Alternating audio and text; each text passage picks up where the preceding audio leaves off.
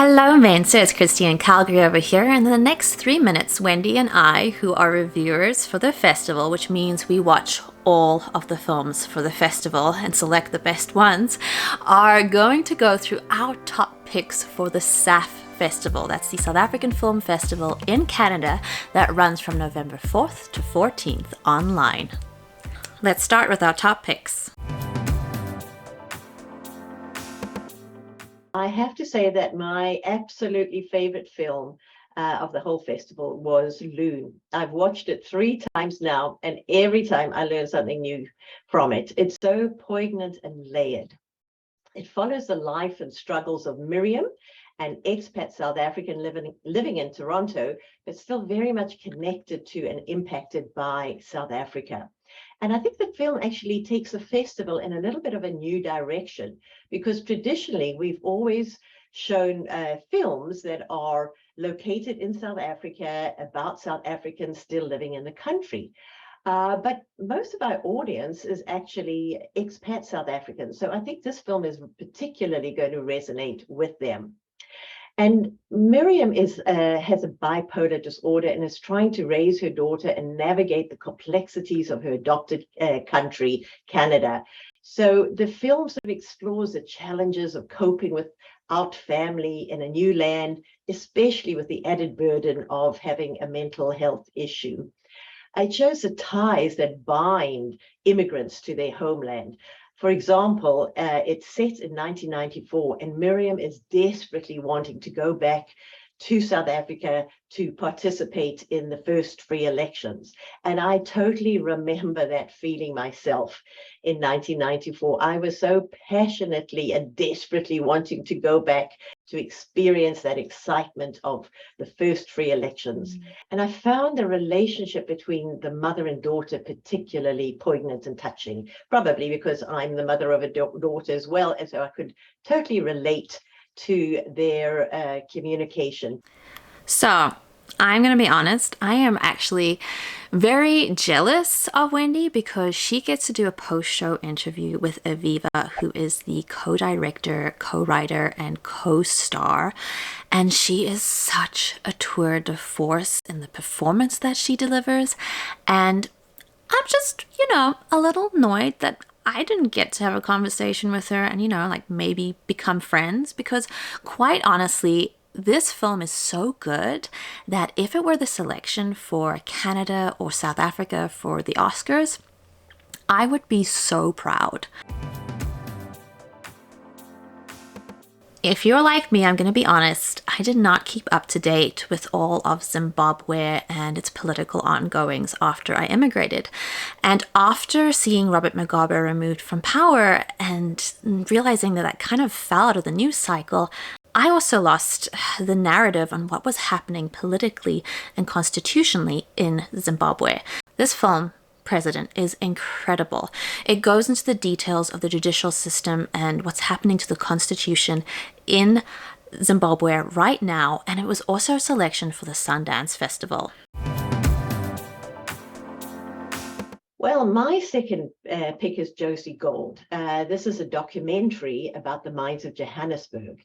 And it actually deals with the mines that have been abandoned and as a result are exposing a high level of toxicity, destroying the environment, harming communities that live within range. And it follows Mariette Liefering, an environmental activist, as she tries to pressure the government and mining companies to take responsibility for the misery they have caused. Many of these companies simply abandoned the mines, not caring at all about the destruction that they caused. These are really not new issues. We've heard of them before, but what actually captivated me about the film was Mariette herself. In her high heels, tight skirts, and jangling jewelry, she's the very antithesis of an activist stereotype. Okay, I have to say, she gives me absolute Erin Brockovich vibes, doesn't she? Yes, absolutely. She's like an Afrikaans Erin Brockovich. But she is so charming and very effective. That was the amazing part. Do you love legal dramas? If you do, Africa Moot is for you. I didn't know this was a thing until I watched the film, but there are these moot competitions, and there happens to be an African one which is focused on human rights. And they send the best and the brightest of African students to fight through a case. This film has it all: high stakes, legal battles, people having discoveries along the way. It is a great watch to see these incredible minds at work, and also know that these are going to be the future leaders of the human rights field.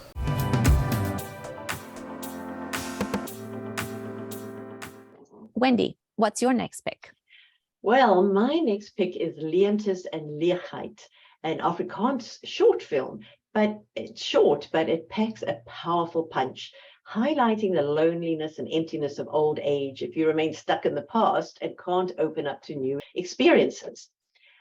Most of our films actually deal with the horrendous legacy of apartheid on the Black majority. This film, however, shows the emotional damage to its white minority, who, because of their upbringing under apartheid, often can't break through to connect with someone from another race. And I just want to add that this film incorporates the poetry of Ingrid Jonker, and that Lida Botha, who is the star, is just incredible. She has such a powerful performance, and she's like a fine wine who just gets better with age, and it's definitely one that you don't want to miss.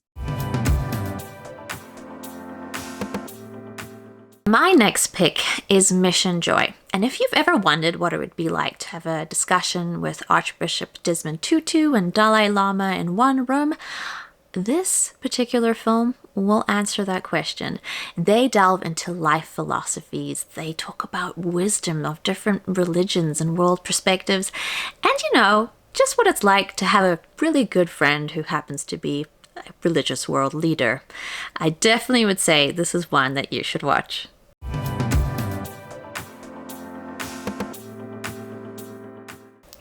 En nou vir ons Afrikaanse films op Theefontein. Dis die reuk van vars aarde na Suid-Afrikaanse reënby. Dis hoe hierdie film jou laat voel. Op Theefontein volg die lewens van Antoinette Pienaar as die vakleerling van oom Johannes Willemse. Op 'n klas in die Karoo lees sy by hom die geheime gesondheidswaarde van inheemse kruie. Hierdie mystieke en groote verhaal sal jou na Suid-Afrika laat verlang. En ek was gelukkig genoeg om 'n spesiale bonefunksie van die SAF se postprogram met die mede-regisseur en medester van die film 'n gesprek te voer.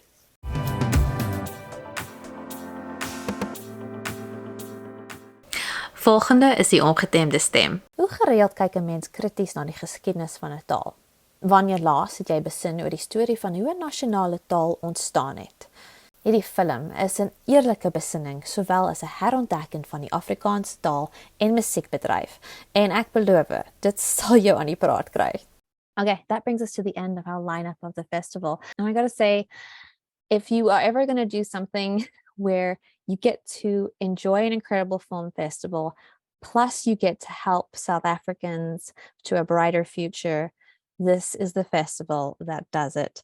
And I want to say, if you click the link down below, I'll have it listed over there. The festival runs from November 4th to 14th. You can buy a pass and you can watch all of it, or you can watch individual films as well. It is a great opportunity to connect with South Africa and make a huge difference.